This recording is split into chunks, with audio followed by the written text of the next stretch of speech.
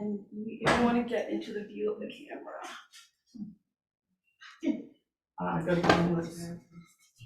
Doesn't matter. So hi everybody, thank you very much for coming. This is another event run by the Jordan Center for Advanced Study of Russia of New York University. And today we have, and I'm absolutely honored to introduce to you two distinguished journalists, two courageous human beings, Andrew Kramer, the New York Times bureau chief in Kyiv. Hi, Andrew. Hello, thank you for having me. And Andrew, right now he's in Kharkiv, in Ukraine. And Joshua Yaffa, the writer with the New Yorker, who all of a sudden found himself as a war correspondent, because the minute the war started, Joshua went to Ukraine and he has been reporting since. Now he's in Berlin. Hi, Joshua. Hello. And I showed you already, that's his absolutely amazing piece called The Collaborators from Izium. Izium is Eastern Ukraine. And I'm going to ask you about this because there are a lot of questions, very interesting, extremely difficult story to read and to understand, to figure out how one can deal with this, with the problem that exists. Anyway, but we have, of course, the reason I asked my colleagues to join me today here, because yes, of course, as always, I forgot to say that Andrew Kramer is also got his Pulitzer for the publication done by the New York Times. I'm sorry, Andrew, I'm bad in that. Okay. So today, 1 year ago, Putin already amassed 200,000 troops at the border with Ukraine. Today, 1 year ago, all of us journalists already published tons of stories on upcoming possible war. We published disclosures by the US intelligence. By now we know that President Zelensky of the Ukraine and his foreign minister, Mr. Kuleba, they already were warned by Americans that that Putin this time he meant the war. However, it was hard to believe that Russia is going to invade and bomb neighboring country where we Russians have 11 million, country in which many of us came from, and a lot of Russians, 11 million Russians, they have their first-degree relatives in Ukraine. On February 24th, 1 year ago, at dawn time, Russian army invaded Ukraine from 3 sides. And 1 year later, 100,000 troops on both sides, wounded or dead. More than 8 million people had to leave their homes and flee. More than 1,000 Ukrainian children killed. More than 100,000 Ukrainian children separated from their moms and dads. And in fact, in many cases, their parents don't know where they are. And we do know that many of them are on the territory of Russian Federation. So my first question to you, Andrew, and to you, Joshua, recall your February 23rd, the day before the war started. Where were you, what you were doing, and did you expect Russians to invade? Andrew, should we start with you? Sure, thank you for the question. And I really appreciate what you said about that it was, even though it had been predicted and foretold by the U.S. government, it was nonetheless a bit of a surprise for a lot of Ukrainians. Even if they had been paying attention, it was a difficult thing to believe. And I would just think about or imagine what it would be like if any of you could think that there would be war in America tomorrow, and you would have to leave your home, you would have to maybe leave belongings behind, you would hear explosions, and there would be traffic jams, and your whole world, your whole everything you'd become used to would overnight become completely uncertain.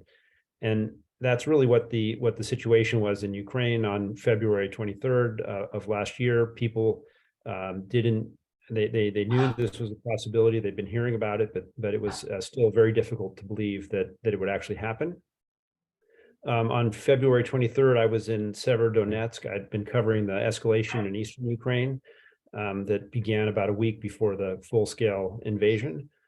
And we had heard the warnings that were public, and also had internally in the newspaper had spread the word that it was there was definitely going to be a war at 4 or 5 o'clock the following morning. So I was with Lindsay Adario and Tyler Hicks, two photographers, in a hotel in Severodonetsk, and we gathered and made plans as best as we could. We thought we would try to move to the north from there and see if we could see any Russians coming in, crossing the border, perhaps to into the northern Lugansk region. If that was going to be possible. That was our plan, and probably went to bed around midnight, and were indeed woken up in the pre-dawn with news that the war had started. Okay. Joshua, what about you? Sure. Thanks so much for the invitation. Really a pleasure and a thrill to be with both of you, Yevgenia and Andrew, two journalists and colleagues whose work I really admire. So happy to be with you all.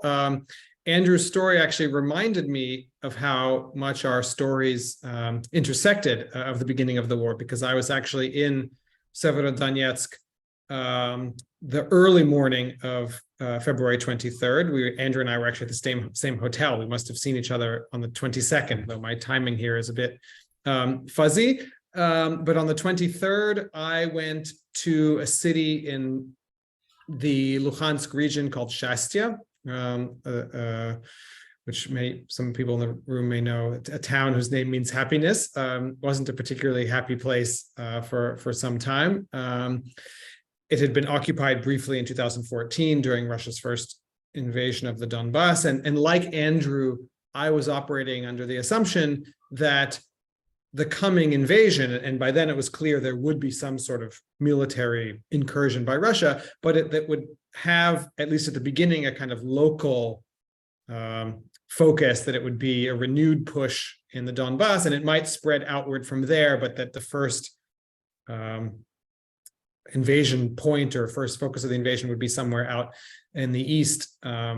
Even if I had reconciled myself to the idea of a coming war, I didn't imagine the war that actually would happen. I pictured something that would begin more locally, and that's why I was in eastern Ukraine, like Andrew, seeing if what I could pick up about the preparations for that war and perhaps catch its beginnings. Then, after spending the day in Shastya, I drove to Kramatorsk, a city in the Donetsk region. Arrived there late in the evening, thinking I would have the next day to report some more.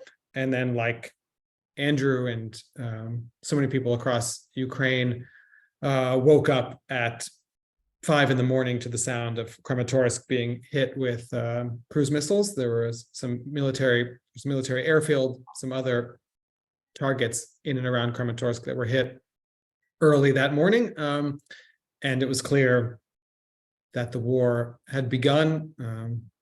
After the first explosions passed, I went to the basement, got on my phone. Putin was already speaking in Moscow, announcing the beginning of the special military operation, and it was clear that what we had been all waiting for or debating for some time had in fact come to pass. Well, people around you, how did when the war started, how did people react, I'll share one quick. I'm asking you, Yeah. Because, I was watching, a stream done by one of our colleagues, and he was trying to connect with different people across the Ukraine in different cities, and many of them they responded and they spoke, and the question that kept asking, why are you doing this to us? Why are you bombing us? It was Ilya Krasich who did it I think he left already most, but anyway. So what was the reaction of the people there, especially in the East?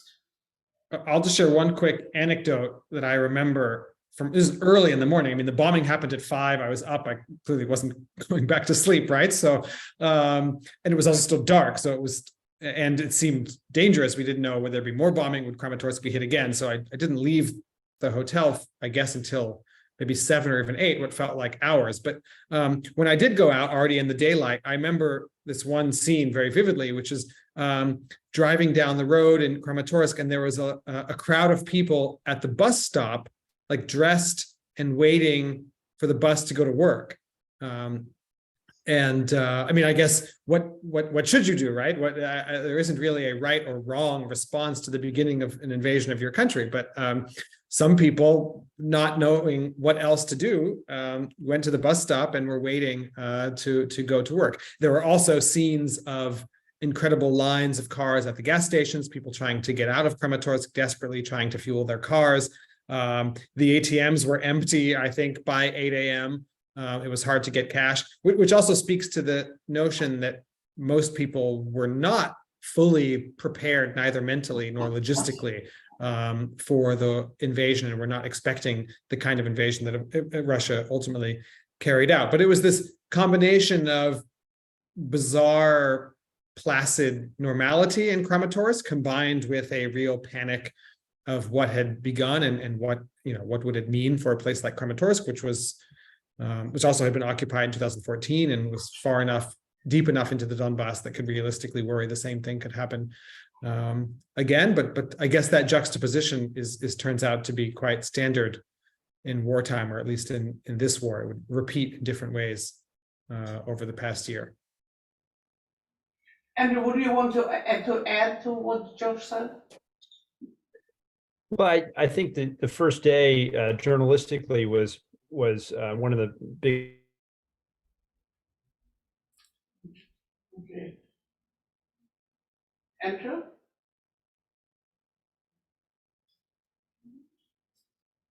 Should we call Musk? Kharkiv Wi-Fi. Exactly.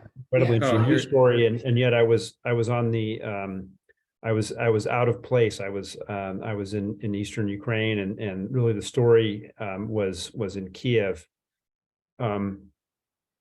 And on the first day, I wrote only one small briefing item and spent most of the day driving from Severodonetsk to Dnipro. And so I didn't have a real strong impression. I guess I stopped at a volunteer medical clinic where people were preparing to provide medical service to the army. This was a volunteer group that had been doing this in the East, and they were at their base outside of Dnipro, and they had a big wood fire going, and were having dinner, and they had their medical supplies ready. And I guess the impression there was that they were, just ready to carry on as they had before in resisting the Russians. And in their case, this was done by providing medical care. So it was that was really my first impression. And then I think it wasn't so much the people I saw, but the absence of people when I got to Kyiv that left the largest impression. The city I know well and had spent a good deal of time in. And when I arrived on the second day, in the afternoon, it was a sunny day, and it was completely empty. The streets there were no cars, no people at all in the whole downtown area. So you were in Kyiv by 26th of February, right? The afternoon of the 25th, I think. Yeah. 25th. So, but it was before Russians tried to Russians descended in Gostovec. When It may have been the day. It may have been the day when that event happened, or the day before. I'm not certain. Okay, and you stayed in Kyiv till when? I stayed in Kyiv really from then on until I guess I started traveling for stories outside of Kyiv in April. And what was it like in Kyiv then? Well, Josh, I'm not sure of your exact movements. We sort of were moving in parallel. I think you were in Kiev in the early days as well. So interested in hearing your impressions. But I think the first few days was very disorienting. There was gunfire in the city, reports of sabotage or diversionary groups. There had been an incident on a highway just a few miles from the city center that left burned tanks and blown up trucks. So it really felt in the first few days that there was going to be street fighting, that maybe the city was teetering and it would be over in a matter of days. But probably 3 or 4 days into it, it became clear that the Russians were not going to make it into the city, that there were there's a lot of volunteer soldiers had joined the territorial defense. There were checkpoints going up all over the place. And then there was really a siege mentality for the ensuing several weeks where we were stockpiling groceries in our hotel just in case the city was surrounded. And it was also a little bit of a juxtaposition of a modern European city, although with no people on the streets or very few people, very few stores open, and then fighting in the suburbs. So you could drive about 20 minutes from central Kiev out towards northwestern Kiev, for example, Irpin and Horenka and other suburban towns to the northwest, and be really, you could hear or be close to this very fierce combat that was going on day in and day out. Did you try to approach the office of the president? Did you try to get commands from them? Were they available? I'm just trying to get a sense what was going on. All of a sudden, peaceful country wakes up to the invasion from the neighboring country. All of a sudden, there are tanks and cruise missiles, and already, reports that people died, etc. My recollection from Moscow that either the second night or the third night, President Zelensky came out on video. Remember, it was this famous video when he said, President is here, and he was speaking of course in Ukraine, and Prime Minister is here, and Speaker is here. When there were reports circulating that Ukrainian government was airlifted outside the country. Well, that video obviously had an incredible rallying effect was very important to maintain the government and the defense of the capital, the soldiers. Had he left, he probably would not be leader. It wouldn't be possible to be the leader of the Ukrainian army if he had left the capital. So that was a very important moment. Now there was a press conference, and I don't recall the exact date of this. Maybe it was a week into the war, maybe a little bit more. And the presidential administration reached out to me and to journalists in the Capitol and invited us to a press conference in the presidential office, which was heavily fortified. You had to go past tank traps and already concrete bunkers and so forth set up in the government district. The presidential office, all the lights were off. It was darkened against air raids, and we were escorted in, and the press conference was in a conference room where there were sandbags on the windows. So they had fortified the Bankova Street, the presidential compound. Even inside the building, they had firing positions to shoot out onto the street and to shoot from one floor to another. So they had prepared to defend the office, even if even inside the building. Thank you, Joshua. The same question to you. And I Sure. remember, by the way, I think that you and Sean Walker, you were already in Kyiv, in the first week of invasion? Sure. I mean, really similar story to Andrew in the sense that we both started the war out in the east and then had this mad scramble to try and get back to Kyiv because essentially our assumption was wrong, or at least off, in that this was not going to be a war that had as its focus the Donbass, but was really had as its focus decapitating the political leadership in Kyiv, and sacking Kyiv was the first and primary target of the war. So I spent the next 2 days in a car, also through Dnipro. I think Andrew and I saw each other again, actually, at the same hotel in Dnipro on our way back to Kyiv, a kind of accidental caravan across the whole of Ukraine. I entered Kyiv on the 26th of February in the morning. And I remember this very surreal and frankly not entirely comforting feeling of crossing one checkpoint after another. By then, there were more than even military checkpoints. There were these volunteer territorial defense, unclear actually who is manning them, who are the people with Kalashnikovs demanding your documents, right? This was really a kind of ad hoc emergency effort by the citizens of Ukraine, not all of whom were active duty military. In fact, in those days, it felt like, at least around Kyiv, less military and police than these kind of volunteer neighborhood brigades. But to enter Kyiv, to be driving into Kyiv rather than out, as the miles long traffic jams of cars were all going in the opposite direction, right? People were trying to get themselves and their families out of Kyiv. And here I was,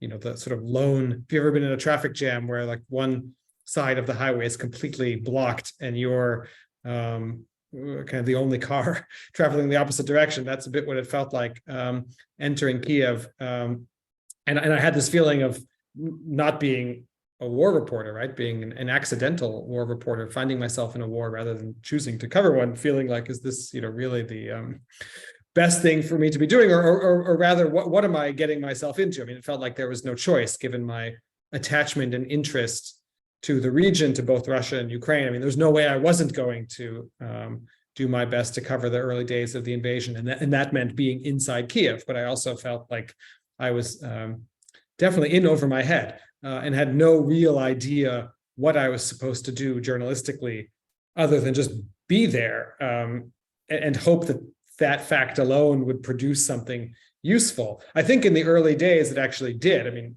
I guess it's convenient for me to say that, but I got some comforting advice from the editor of the New Yorker, David Remnick, who I don't know if he really meant it or if he was just trying to calm my nerves. But the advice essentially boiled down to, everything is interesting.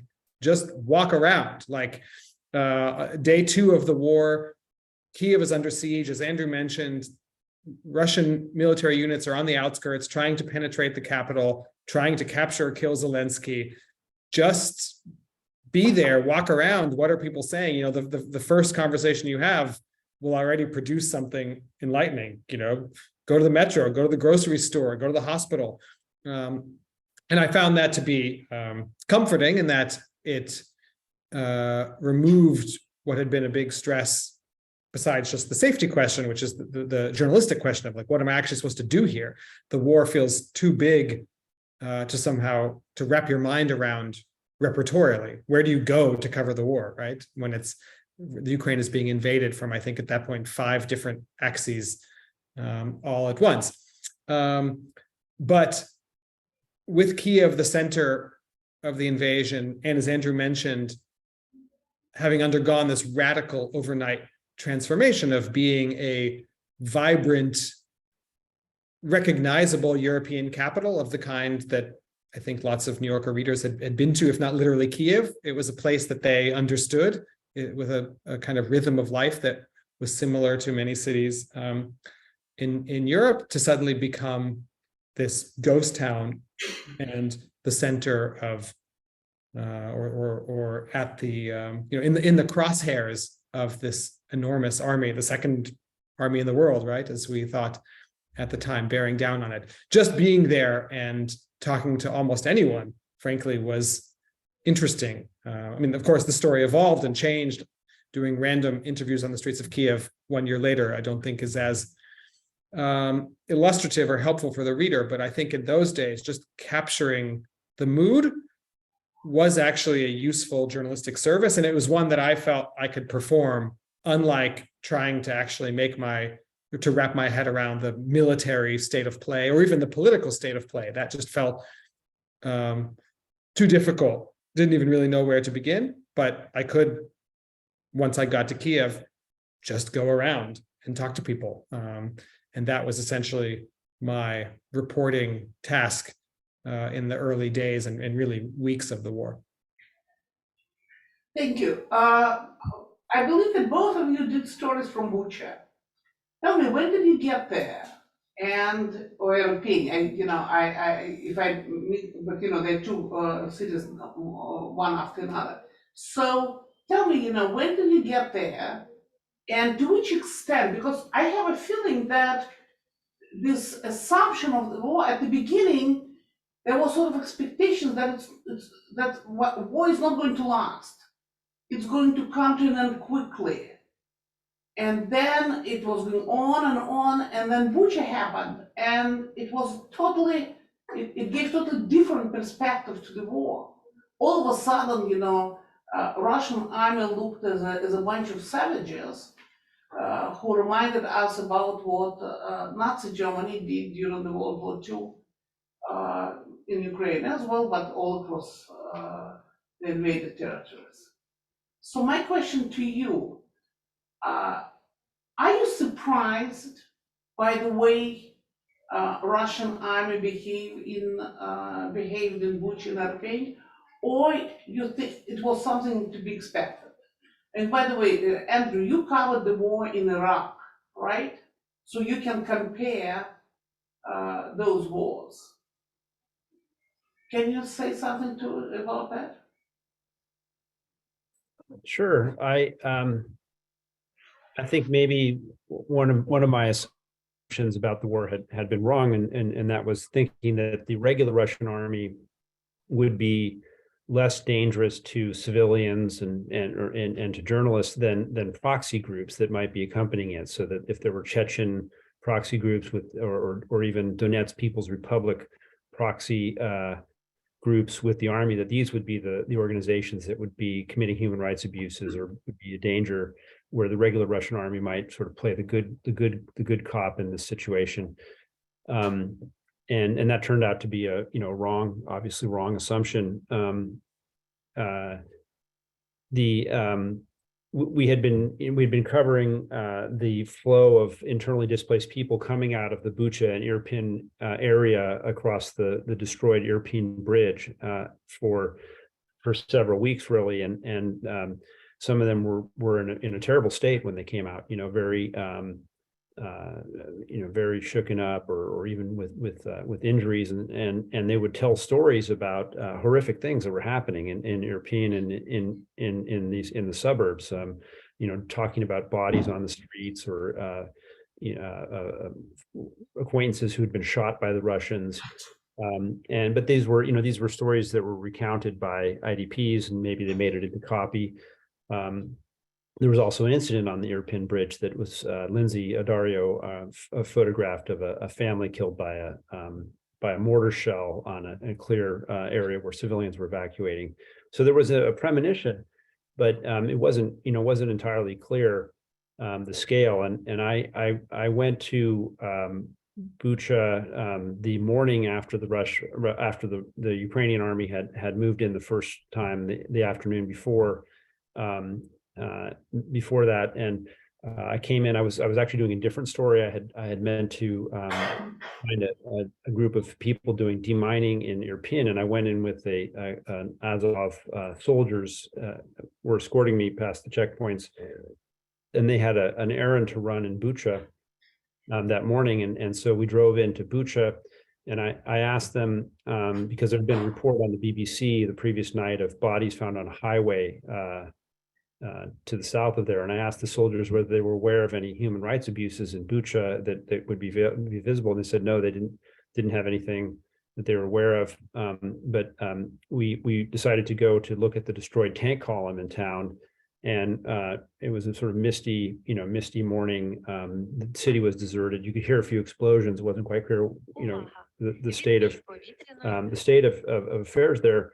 And we ended up driving down Yablunska Street, which is now famous because infamous because it's the street with the bodies. And so we were driving, we saw one body, and then we saw another body, and then we saw some more bodies, and we just stopped the cars and got out, and we're looking at this scene and really wondering, really sort of shocked by this very raw scene of a city that had been in this fierce combat just very recently. A few people were coming out of their basements and out onto Yablunska Street to see the Ukrainian soldiers come by.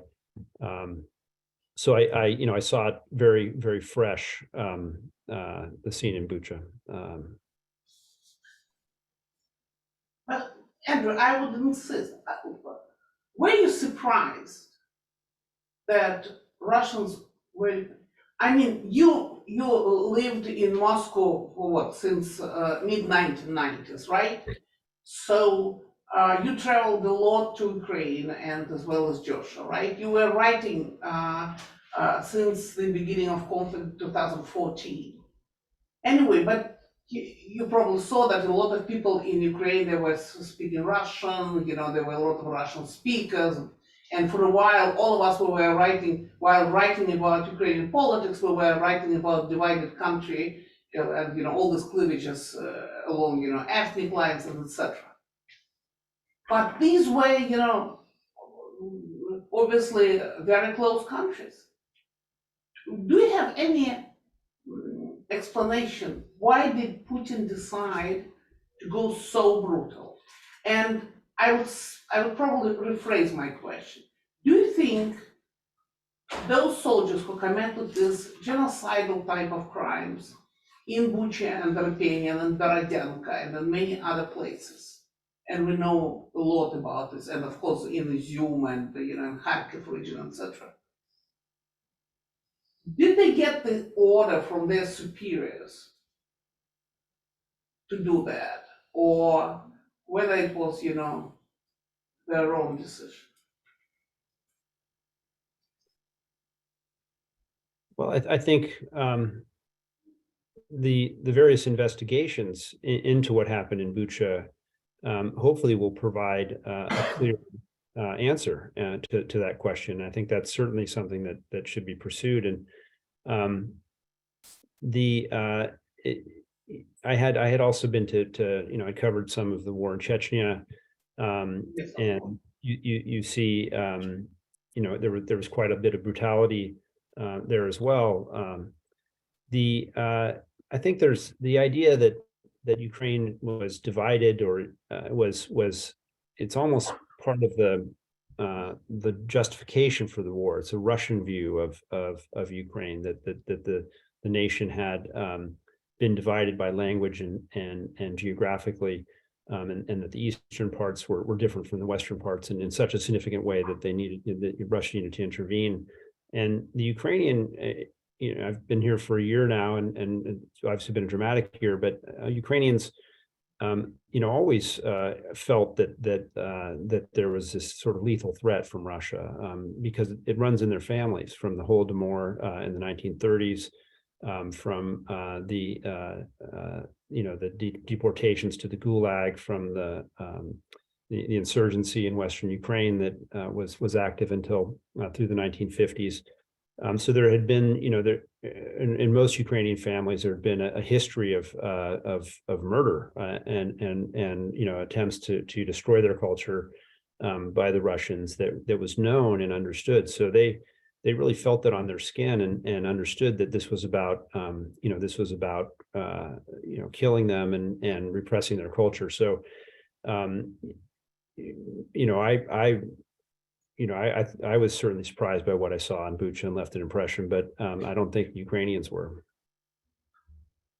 Okay, Joshua, do you think Putin gave an explicit order to dehumanize Ukrainians to treat the way they were treated in Bucha, Irpin, and Borodyanka? For those of us who know a little bit of history of the World War II, it reminds, scenes seen from, anyway, it reminds what Nazi did.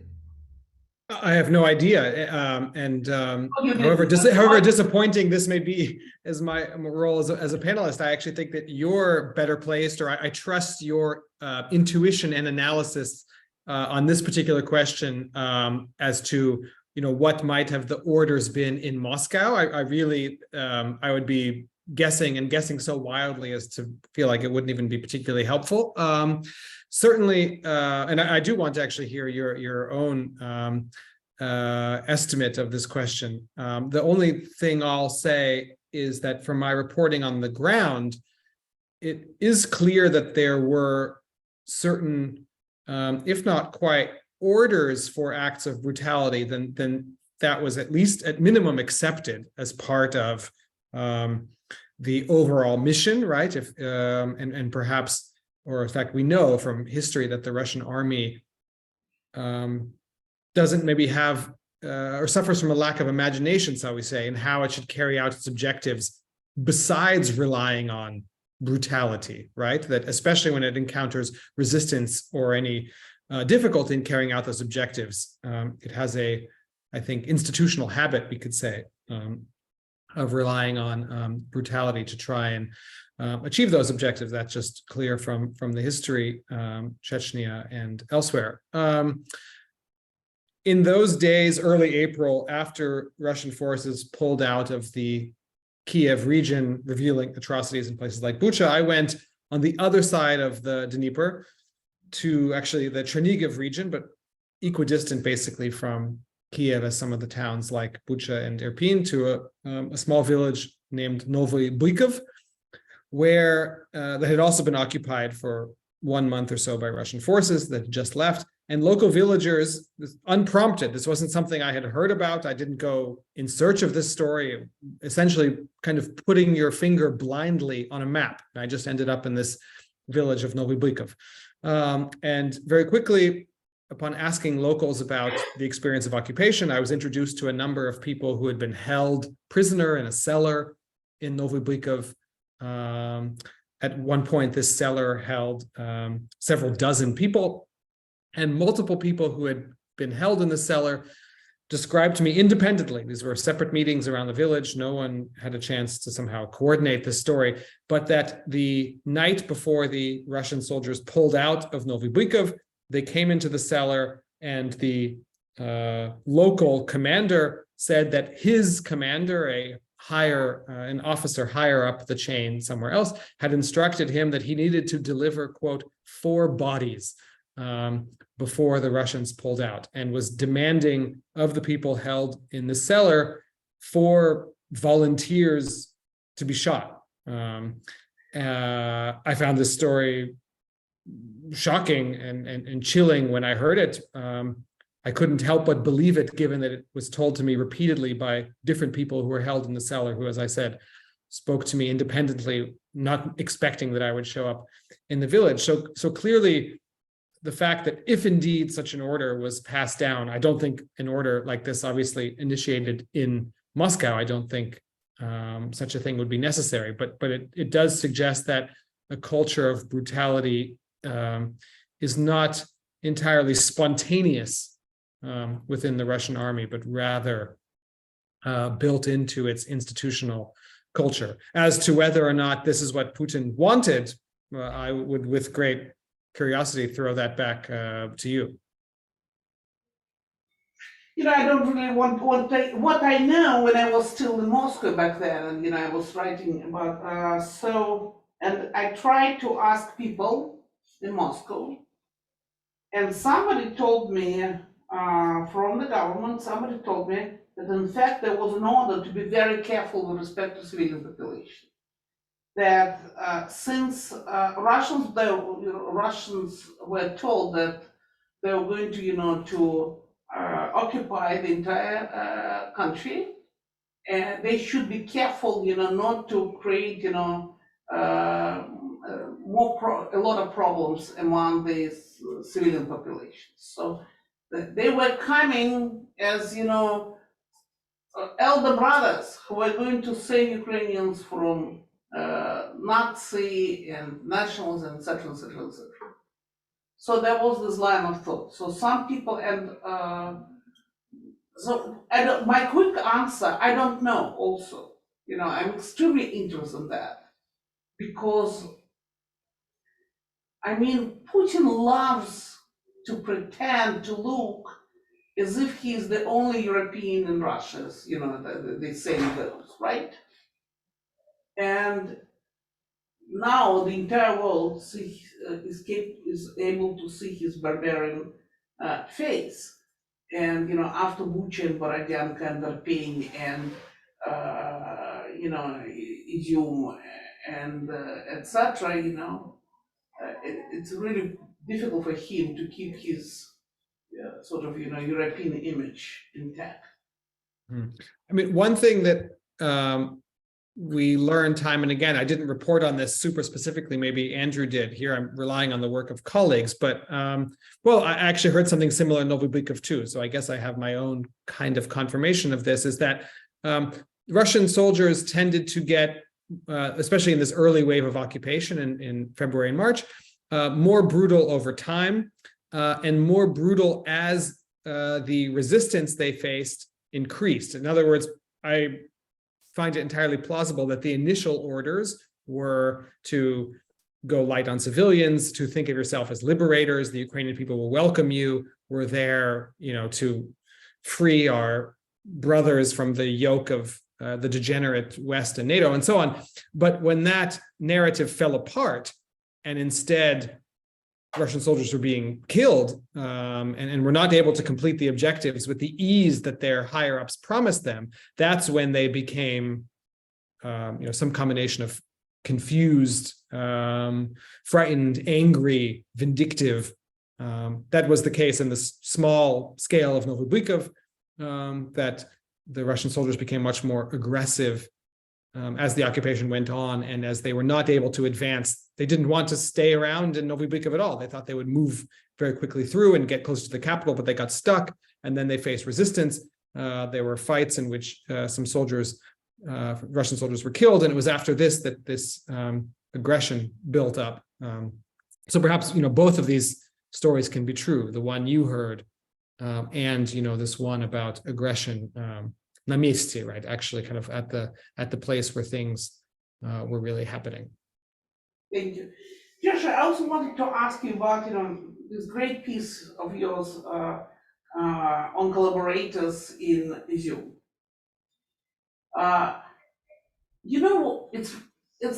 This whole psychology of people who found themselves under occupation and people who occupy them speak the same language or more or less the same language. There are a lot of, at least, Russians can understand Ukrainian and Ukrainians can understand Russian. And they decided to somehow to deal with the occupation authorities. Your understanding, they had no choice? Or were they collaborators because they decided that it was beneficial to deal with Russians? Did they expect Russians to stay forever, as Putin said that, we're coming forever? What prompted people to deal with those who by then already was known what Russians was doing? So why did they decide to collaborate? For all the reasons you named and more. And it's impossible to locate one reason for why people in Izium collaborated. There were people in Izium, you find them all over Donbass.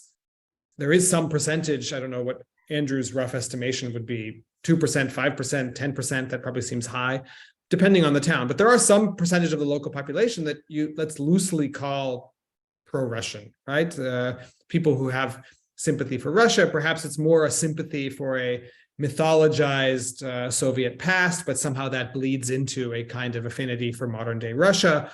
But people who were not opposed to their town coming under control of the Russian state. That's on one extreme end of the spectrum, right? People who collaborated out of genuine affection and approval, let's say, of their city's takeover by Russian forces. And then, at every small point of differentiation along the spectrum, you'll find someone with his or her motives, and you can inch, down this spectrum and find someone who, okay, maybe didn't like Russia so much, but also didn't like the modern Ukrainian state so much, someone who just wanted to get on with their life, to survive, didn't have political or patriotic ideals, and was willing to make do. They needed food, they needed medicine. Cooperating with the occupation regime at least held the promise of more access to both of those things. There were other people who were in a desperate situation, who knew that they were doing something that they didn't want to do, or doing something distasteful, but felt like they had no choice, either because they were directly threatened to cooperate, people who held certain key positions that Russians really needed them to fulfill, to keep the cities running, to keep the occupation running. People, whether it was in Izum, I heard about everyone from school principals to the head of the city water department were all at various points detained, threatened, in some cases beaten by Russian forces so that they returned to the job. It was really a desperate situation, and I should say that Andrew reported from Izum as well. In fact, before I was in Izum and wrote a wonderful piece about collaborators there that I really built off of in my own report. But the occupation was a really desperate and difficult time, both because of the threat of violence and repressions from the Russian army, but also because all supply lines to Ukraine, or from Ukraine, the rest of Ukraine, had been cut. Russia tried to make a show of every now and then bringing in humanitarian aid, but of course it was not able to keep up with the demand. So people were really, quite literally hungry, as well as lacking basic supplies. And the combination of the ever-present threat of physical violence, the complete disorientation of being cut off from the rest of the country, not having connections, whether through certainly not television or internet, very weak and intermittent phone connections, people having no idea what's happening elsewhere in Ukraine, lack of access to food and medicine, all of that really creates a situation that I think objectively we can say puts people in a sort of desperate state of affairs, inside of which it's hard for me to judge with great kind of moral confidence on my part, right? Why this or that person made the choices they did, and you'll never really know someone's motives, and I hope I got that across in the piece, because there are people who to this day are very controversial figures in Izum. Some people think of them as collaborators, some think of them as people who were forced to make unfortunate choices because of bad circumstances. And I talked to some of these people and had them narrate their own stories about why they chose to cooperate. And even then, you never really know, what was going through a person's mind when they agreed to distribute humanitarian aid for the Russian army.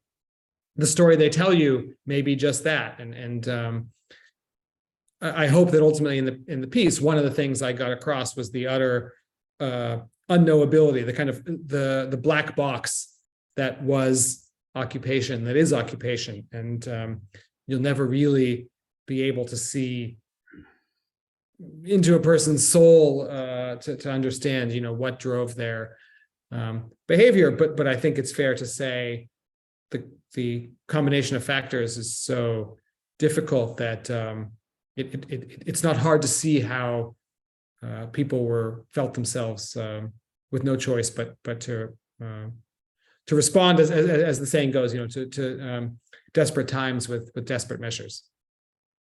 Thank you. And fast forward, last Monday, all of us were surprised with pictures from Kyiv. U.S. President Joseph Biden all of a sudden found himself in Kyiv, not in Poland, as everyone expected him to say. Did you know about him coming to Kyiv? Well, I just wanted to, on a programming note, say that my computer battery is very low. So if it blinks out, there's nothing dramatic going on. I just have to go find the charger. Okay, that was a great idea, okay.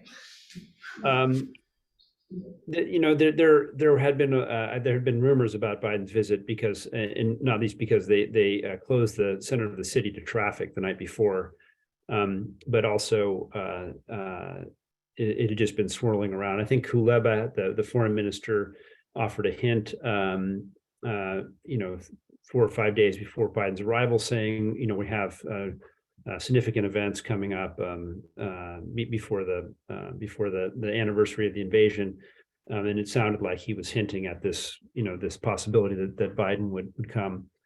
I think it really capped a year of Zelensky's diplomacy, and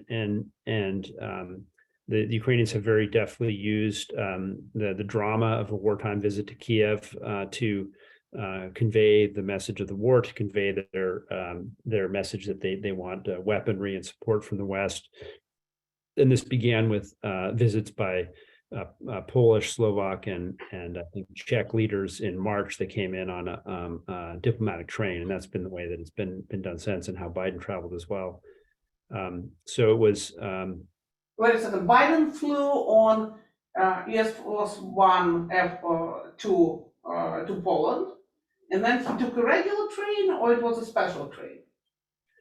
As far as I know, it was a special train. It's they call it the iron diplomacy. The state railway runs the special trains for leaders with very comfortable salon cars, and they take an overnight train into Kyiv. So look, though, I'm curious if I can ask my own question to mine Andrew's repertorial insights on a point of lacuna here.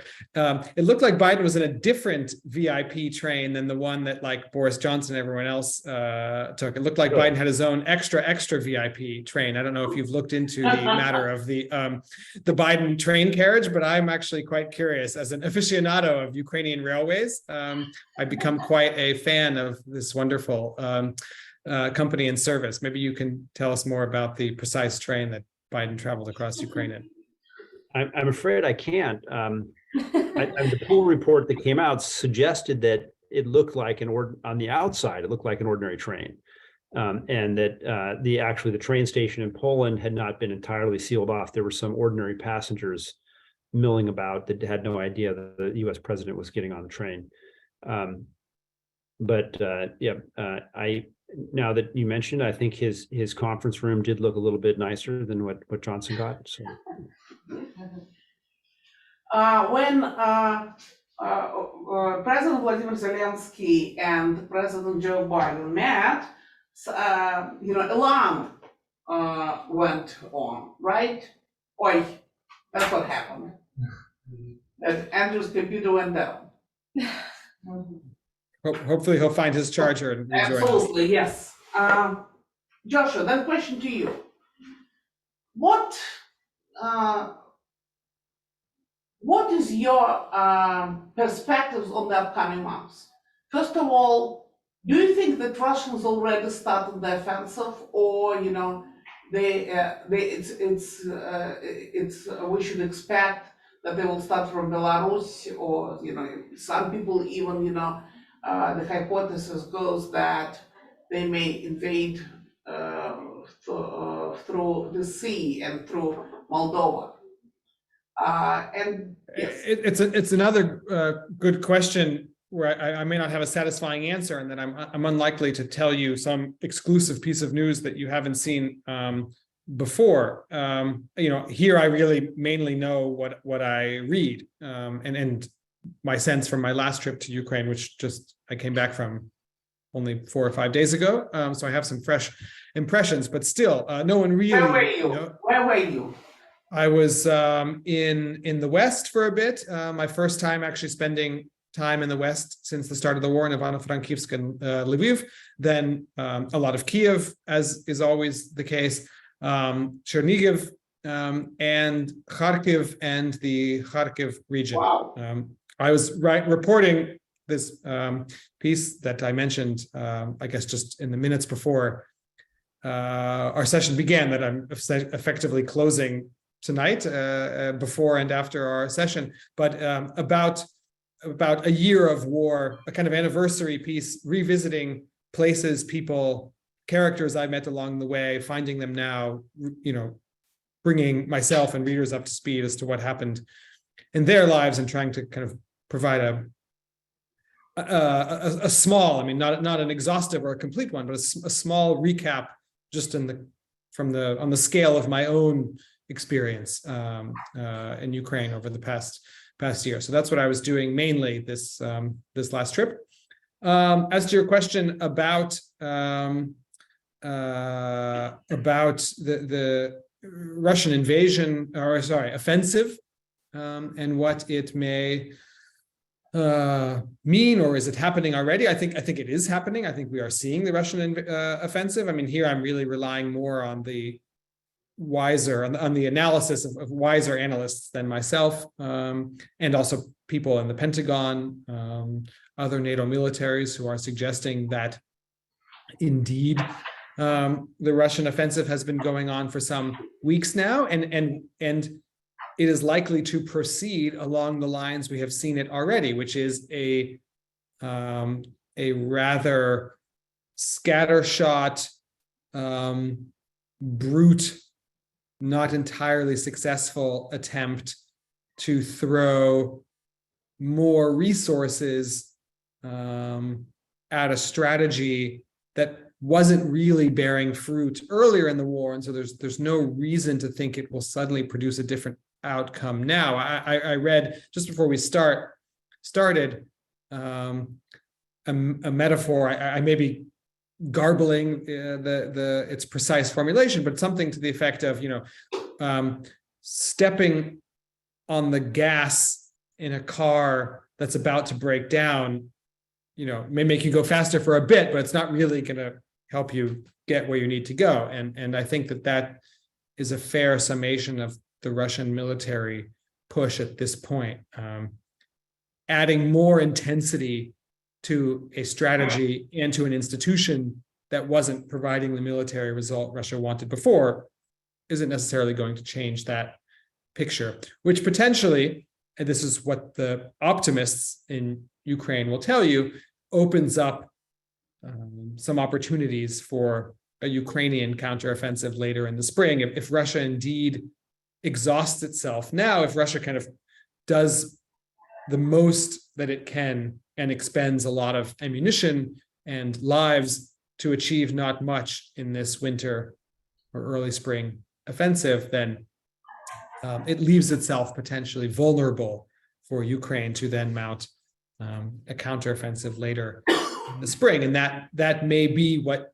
Ukraine is trying to retain some strategic patience for, to try and absorb the Russian offensive now, and to reserve a lot of its manpower and a lot of the new weaponry, armored vehicles and tanks, most important, that is coming from the West, and use that in a push that we are yet to see, that will come in some weeks or months. But weapons which are coming from the West, when should we expect that those tanks promised by Biden and tanks promised by other countries, when they're going to arrive? And the second question, do you think that Americans finally will give F-16 to Ukrainians? I'll start with the second question first. All of this prefaced by I really have no idea, but it does seem like the general logic of the war so far, the U.S. involvement in the war, is that the U.S. warms up to the idea of providing the kind of arms that previously it considered to be taboo or crossing some sort of red line. In the early days of the war, who would have thought, least of all, I think, the Biden White House, that they'd be giving. Joshua, what's the point of warming up? This I really don't understand. Well, already, don't shoot the messenger here. I'm as you not here, not as a emissary of the Biden administration, but as someone who's trying to make sense of it, just like or sense of its policies, just like you. Though you do hear people in the administration, around the administration, proud of the fact, and I think not without reason. In other words, this I think, regardless of how you judge American U.S. policy, I think it's fair to say that this piece has been successful, which is that that U.S. has successfully managed what is known in political science as escalation management, right? That the U.S. has, or maybe to use another metaphor, managed to boil the frog without it noticing, right? And that it didn't ever do anything too provocative or too dramatic in one step that would force some sort of dramatic escalatory response from Putin. The Biden administration managed to escalate or ramp up its own military support for Ukraine in such a way that they never provided Putin with the pretext to do something very escalatory or dramatic in response. They sort of got Putin used to the idea of a very extensive and dramatic US military involvement in the war, and didn't give him the opportunity to either rally a kind of counter coalition against Western involvement or to do something, whether using chemical or tactical nuclear weapon or some other kind of escalatory act, never gave Putin that pretext. They've ended up at the outcome of being quite extensively involved in the war effort here. I mean, the US and NATO, but managing to avoid escalation. And on that score, you can argue with the policy, but I guess you have to say that, or you can argue that the cost was not worth the benefit, but it does seem like the Biden administration has pulled off or successfully navigated this question of escalation management. And I know that people in the administration consider that to be a success. Thank you. Andrew, here's the question for you from Duke Guthrie. I think some have been surprised by the strong will of Ukrainian people in the face of the Russian invasion. What have you heard from people on the ground as to how long they are willing to fight? Well, thank you, and apologies for the interruption. I think I can't really recall that I've spoken to a Ukrainian who says that they want a negotiated settlement. Certainly in Kyiv, maybe it's the circles that I move in, but also I've done a lot of interviews in around the country in different circumstances. In Mykolaiv, for example, town without water, electricity, people in going through difficult circumstances. You almost always hear the opinion that they'll put up with it, they'll deal with it, but they definitely want to to fight until they have expelled the Russians.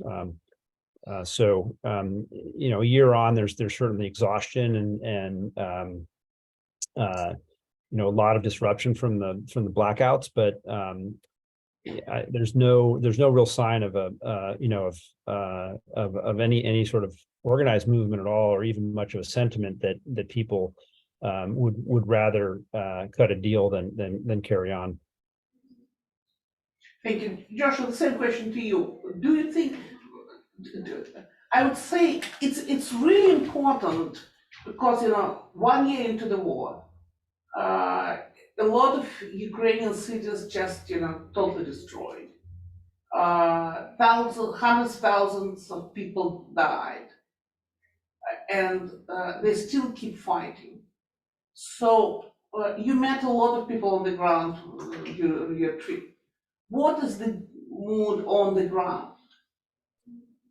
I found, and here Andrew and I have slightly different experiences. I'd be curious to hear his own read on how things have evolved. But by coming in and out, I have these breaks where I'm away from Ukraine and then come back in kind of fresh. And so this time I definitely noticed a change from when I had last been earlier in the fall. And there was a sense of exhaustion. I think people were I mean, not across the board, right? So it's hard to make a total generalization here, but the kind of people who I had seen on earlier trips, I noticed them being a bit more dispirited, even depressed, and exhausted by the duration of the war.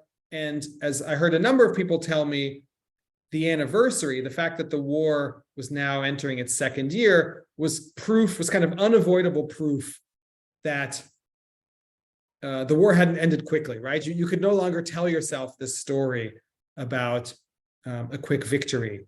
By the beginning of year 2, you're just, clearly in a prolonged fight, and that really has no end in sight. And so the passing, I think, of this anniversary, and also the passing of the new year in January, I heard from several people, weighed on them psychically, and sapped them of some energy.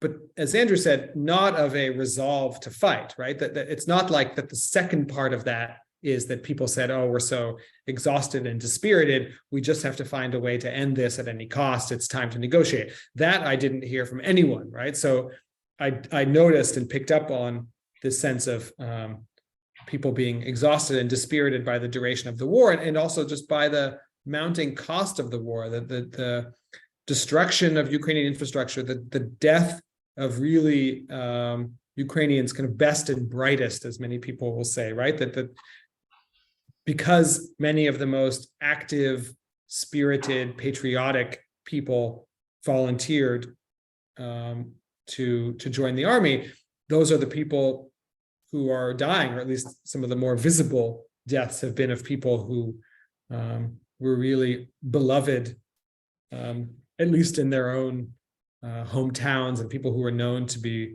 really kind of productive, active, honorable members of their communities are the ones who are dying, and that really takes a toll as well.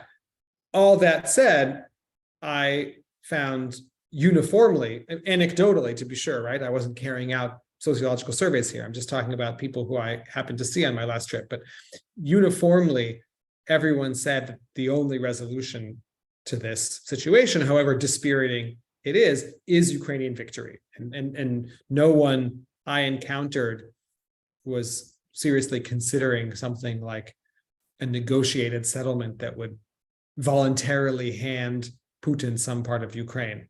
For now, there seems to be almost no appetite for something like that. Thank you. We're ready to take questions from the audience. Yes, please. Go ahead. Hi, I think it was mentioned several times previously that the outburst of the war almost seemed like it was spontaneous. And then, like you said, people were still lining up for the bus to work right after the war started. And I understand that this is rather difficult, and I apologize if it almost seems like it was a shallow question, but because due to the complexity of the problem. But if you were to pinpoint one, other than what Putin has said, which is like denazifying Ukraine, like just if you were to pinpoint one particular underlying issue that almost directly led up to the outburst of war, or in other words, the final straw that made Russia to order for a war. Whether it's due to historical legacy, national identity, or just the use of terror and consolidation of their influences, like what would it be? I apologize. I had a little bit of trouble hearing the question. Just to sum up, what was the source of the resilience? What was the last straw that made Putin to invade? Okay. Because please say your name again. May. Yeah. May said that that Putin first he acknowledged there are many different reasons that Putin acknowledges the reason to invade Ukraine. One of them was the Nazifications and to defend Russian speakers, and then some of them kill them at the same time. But that's they suffer. But anyway, but may I ask you, what was the final straw that finally prompted Putin to invade Ukraine? I once again, I think I would use Josh's tactic here and think that you might have a better answer to that question. But I was in, I guess in the summer of 2021, I was reporting in Tajikistan about the U.S. withdrawal from Afghanistan. But now I can't recall what, I think Putin's essay that in which he claimed that Ukraine and Russia were a single nation, and that was sort of laying the groundwork for the final groundwork for this, may have come before that. But certainly in the days after the humiliating American withdrawal from Kabul, you heard from senior members of the Russian government. Patrushev, I think, had comments on this, saying openly that Ukraine would be next. And so I think there was mistaken view in Russia or in the national security establishment, or at least what they were saying in public, that there was a collapse of U.S. influence. There might be some sort of domino effect going on here, that the U.S. would pull, that U.S. would pull out of Ukraine, a mistaken idea that somehow it was U.S. influence in Ukraine that was causing the Ukrainians to resist. So if that might have been the final straw, seeing the U.S. so easily depart from Afghanistan. But I think we had the buildup along the border in March of that year. So it was sort of a trial run of military buildup along the border. It seems like this was a long time in the making, the invasion, and I don't know if we'll ever know when the final decision was made to go ahead with it. May have been long before Afghanistan, long before February 23rd of last year. Okay, thank you. Yes, please. Yes, a question for Mr. Kramer.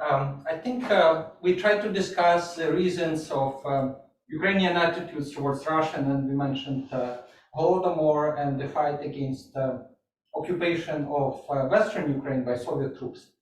And we didn't mention Maidan or 2014. Could you talk a little bit about how Maidan changed Ukrainian attitudes towards Russian Federation? Sure. Thank you very much for that question. And I think it was, I covered Ukraine from Maidan on, and it was a little bit of, I think I did a disservice to readers and in not looking at that very question in the ensuing year between Maidan in 2014 and the war and the start of the war, because there had been interest elsewhere. First, it was in the war in the East, which was a distinct, slightly distinct issue from the sort of spirit of Maidan in Ukrainian society, the volunteerism, the patriotism, the embrace of Ukrainian identity that motivated, animated Maidan, actually continued in Ukraine and on a grassroots level throughout the country, and was building in strength through these years while we were distracted covering the corruption in the elites, and then a series of American political scandals which intersected with Ukraine. First, the Trump-Russia scandal had an element of Ukraine, could be reported in Ukraine, and then the impeachment of 2019. So I think that was a little bit of a journalistic disservice to answer your question, but the answer that is that Maidan had a huge effect on Ukraine, that there was a whole generation of people that were inspired by it. And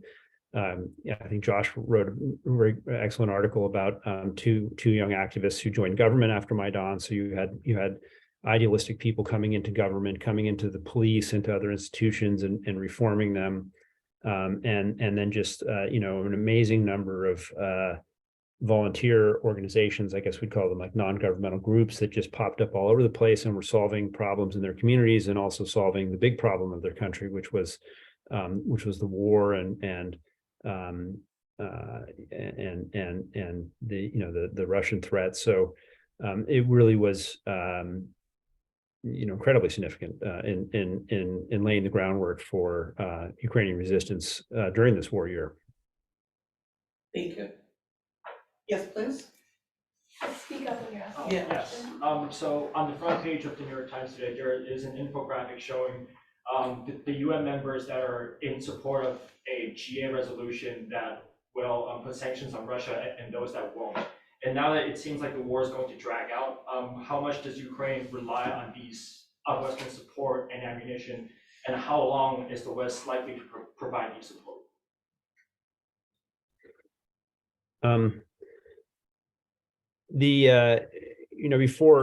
Before the war started, I covered these training programs that were underway in Kyiv for partisan fighters, teaching people how to be guerrilla fighters in the event that the military didn't hold the line, and they would be setting booby traps and mines and for Russian soldiers in occupation.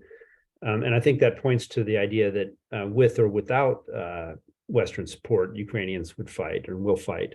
The kind of war that's going on now is incredibly dependent on Western military assistance, and without the arsenal coming in from NATO, they would quickly run out of ammunition, and it would be a different kind of war.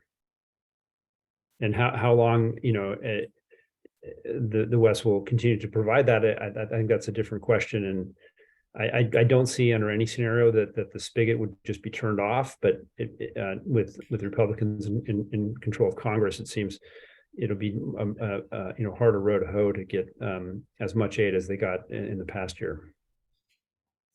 I think I agree with everything Andrew just said. The only point I'll add, which is sort of banal, but I think going to be crucial, is that success on the battlefield breeds enthusiasm to provide more weaponry, but the opposite could potentially also be true. So I think there's a lot at stake for Ukraine. They certainly felt this way over the summer, and that's why the counteroffensive in the Kharkiv region, well, first and foremost, because it liberated Ukrainian territory that had been occupied, was why it was first and foremost important for Ukraine. But Ukrainian politicians and military leaders also saw it as important as a kind of proof of concept of what could be achieved with Western weapons, and that these weapons were not being provided with no effect, or being provided in vain. And I think that dynamic is still very much in play. And so I think a lot depends on what happens if there indeed is a significant Ukrainian counteroffensive coming in the spring, with very much made possible by things like Western armored vehicles and tanks. What does that counteroffensive yield, and what can Western politicians and leaders see as the return on their investment, so to speak? And I think if there continues to be success on the battlefield with Western weapons, that helps their breed enthusiasm for providing more of them, but the opposite is also true. Okay, yes, please. Since it has been like a year since like the anniversary of the start of the war, can you maybe touch base upon how like civilians have actually adjusted, or like what the common like civilian morale currently is, or their current like beliefs or of the war so far? I'm going to let Andrew answer that because he lives in Ukraine, and because I'm now about to face the same problem as him, which is I see my computer may die shortly. So Andrew will provide a illuminating answer to that question while I find my computer charger. Thanks. Well, I think one thing I've heard is that decision making is the hardest thing in war. That people are constantly confronted with difficult decisions, whether to leave their home, whether it's safe enough to have their children in a location, and then feeling guilty about putting their loved ones at risk by not evacuating, or alternatively upending their lives by moving. You have I may not have the most current numbers, but I think one quarter of Ukrainian children are not in their homes now. They've been displaced. The total refugee flow in Europe is in 6 or 7 million range, and I think the total displaced population is about 12 million. So there's, incredible disruption is the answer of how this has affected people's lives. And even if they stay there, one, sort of difficult thing about being a reporter is that you talk to a lot of people in these situations where they've undergone trauma, and they might be okay when they're in that bubble of people who are going through the same things they are. In Mykolaiv, for example, they all have to carry their water. Everybody spends, a lot of the day hauling water around so they can use the toilet, so they can wash. So there's a lot of kind of humiliating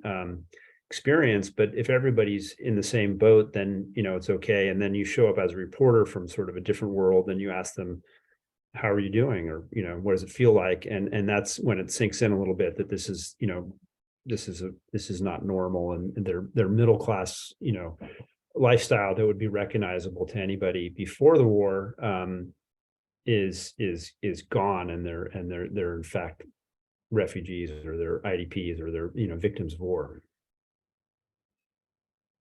Thank you.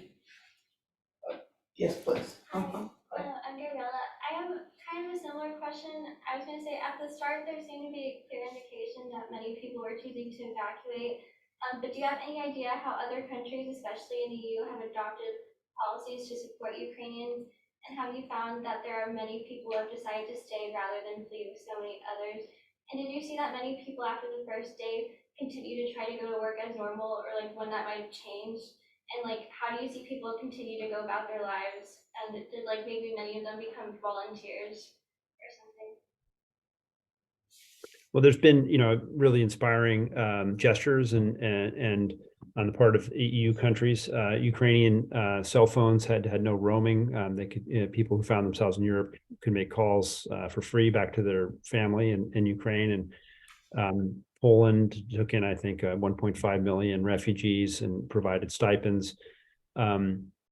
Some things that worked well at the beginning are not sustainable. Families living in hotels, for example, it's hard to live in a hotel room with your entire family. It's fine at first, but after a year, it's difficult. So I think there's definitely strain in handling the refugee population in Europe. People who decide to come back.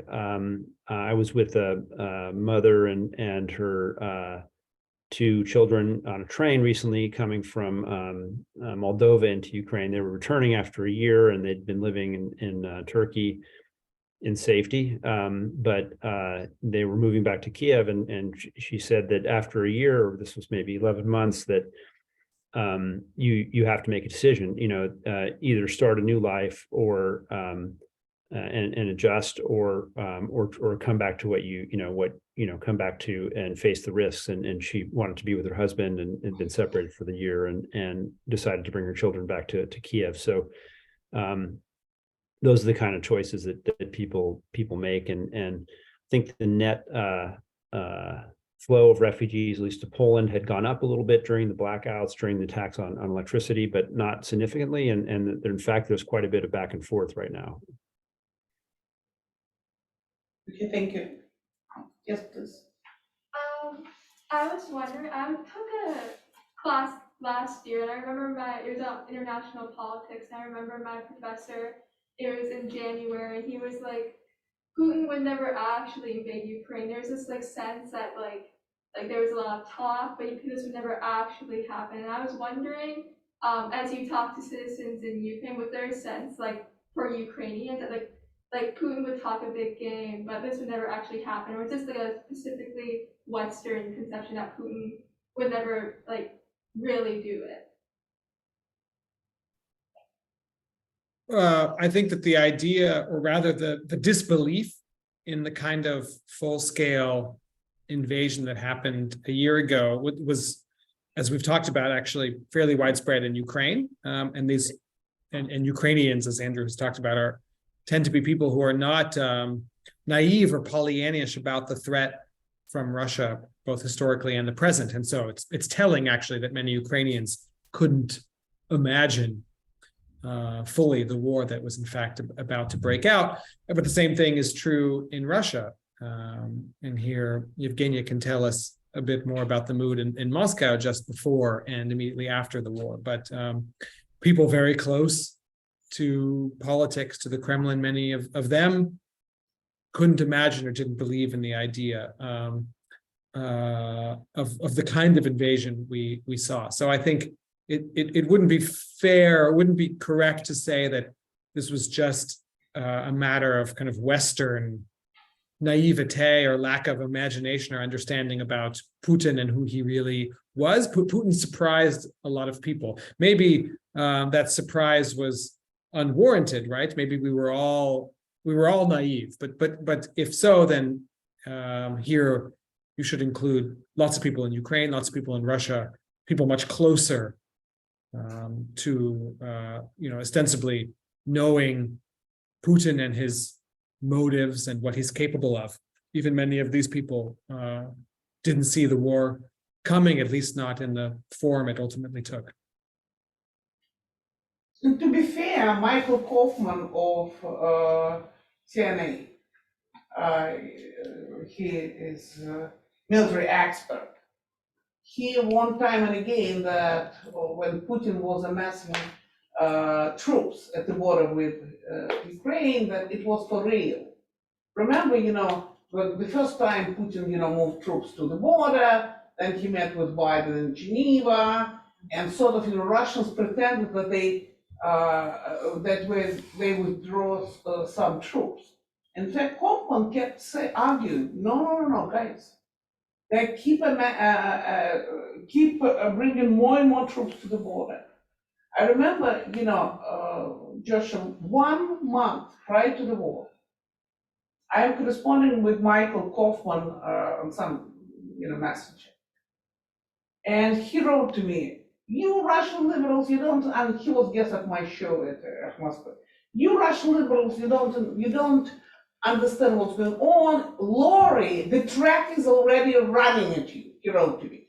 The track is already running at you. And you're still discussing, the sound of the engine. I believe that's what he wrote to me. And I said, Michael, what do you want? I was doing my, my shows, each week it was devoted to the upcoming war. Each and every week we were talking about that. But yes, there were some people here who were absolutely aware.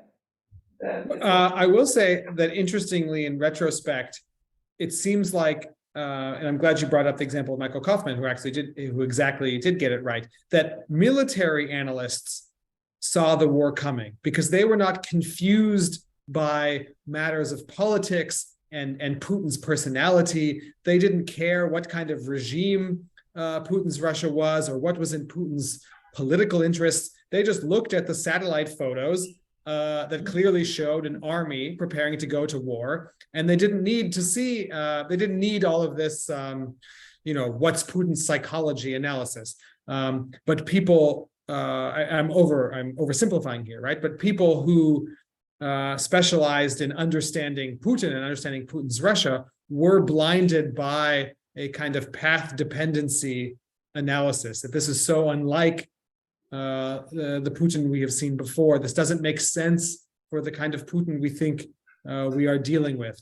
And so those people, maybe myself included here, right, didn't at least as early see the war coming as compared to people who just know what it looks like when an army is preparing to go to war and saw that very clearly.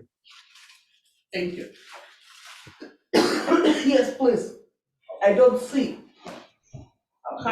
Yeah, I have a question. Like, what is the general Ukrainian sentiment towards those Russian separatists in eastern Ukraine? Are they viewed as just puppets of Moscow, or are they viewed as former Ukrainians who are dissatisfied with the government? I think the former. That it was a critical mistake of European diplomacy and of journalism, in some of the ways that I wrote about this issue in the past years, to give any credence to the idea that there was a grassroots separatist movement. Certainly there were people who were involved in it, but it was led and fomented and created by Moscow in the militarized form that it took. and the German and French and even Obama administration policy of looking the other way at this, accepting the lie that Russia was pushing that this was a separatist movement, did a great disservice to European security and was one reason why conditions were set for this invasion. Yes, please.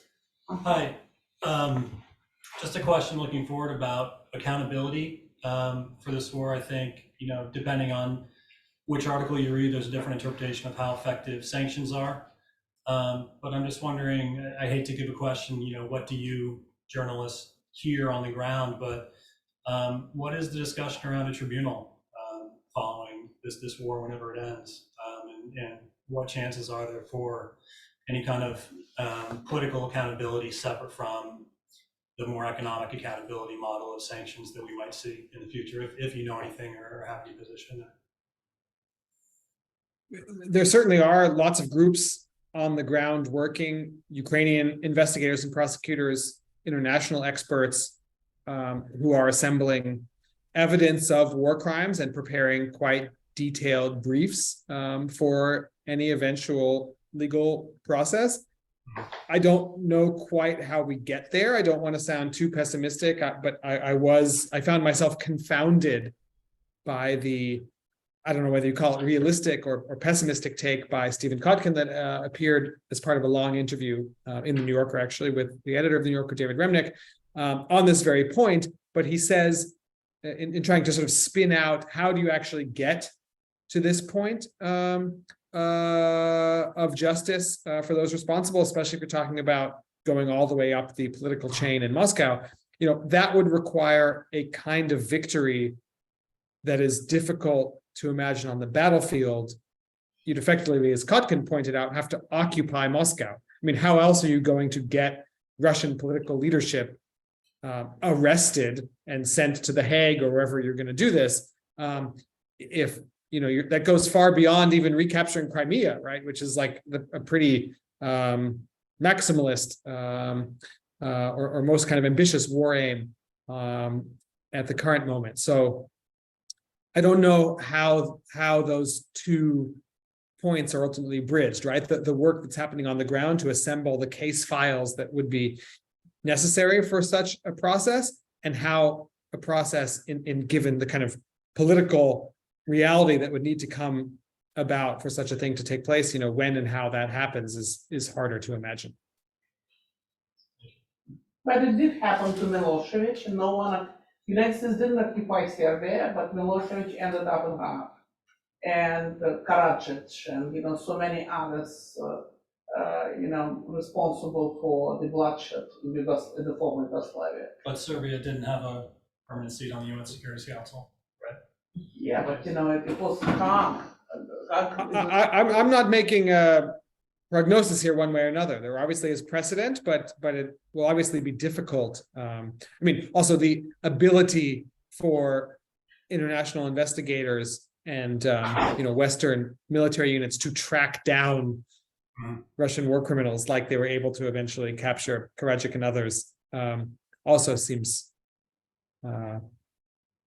difficult, not impossible. But you confront some real world realities of how to implement this that I think get difficult pretty fast, unless you're talking about the kind of total capitulation of Russia that doesn't seem to be in the cards at the moment. Unfortunately, our time is up, and I understand that that it's already late in Kharkiv, where Andrew Kramer is, and in Berlin, where Yaffa is, and I'm grateful to both of you for taking part in this session and for doing this. It was extremely interesting. Just one last question. 1 year from now, am I going to return back to Moscow and you will be reporting from Moscow? Should we expect that the war will be over by then? Those are two questions. I won't be. I have a job, but it's really a thankless task to predict the future. I think it's hard to imagine, and I thought this months ago, that the war would continue at the intensity that it is now, and how it could sustain this intensity for another year. So it seems more likely that, and this is what's been said, that there will be decisive battles within 6 months from now, and at that point there should be a clearer picture on how the war might end, or how it might settle into a lasting stalemate. But for now, you can't say exactly what will happen, other than we may have an answer before this time next year, when I would be happy to be on your panel and admit that I was wrong. Hopefully I will see you in Kyiv before that. Joshua, what do you say? I'm not sure I have a much more precise or satisfying answer. I don't see rather, I wouldn't predict a final status resolution to this war in the next year. At the same time, I don't know if the military reality on both sides will allow for a continuation of the same kind of intensity of the fight we've seen in the first year. So it's possible we could see a slowing down of the dynamism and violence of the fight. It becomes more localized. Big battles are happening less and less. The amount of territory the two sides are fighting over becomes smaller. The number of troops involved is smaller. You see a transition away from large-scale battles to low-scale skirmishes, but there still is a war that has no resolution or conclusion. I think I'm not guaranteeing such a scenario, but I think either of the two alternatives at the extremes, a kind of completely settled situation that has been resolved, the fighting is over, and there's some sort of negotiated political settlement, at this point seems hard to imagine, but also a kind of massive, one offensive after another. Russia keeps amassing huge number of forces. Ukraine does the same. At a certain point, I think that the two militaries might begin to exhaust their resources for such campaigns. So we might be left with something equally sort of tragic and certainly unsatisfying, but a bit more in the middle. Okay, I was trying to get a little bit of help from you, but they're true reporters, so anyway, thank you so much for doing this. Thank you for this excellent conversation and for great My work. pleasure. Thank you.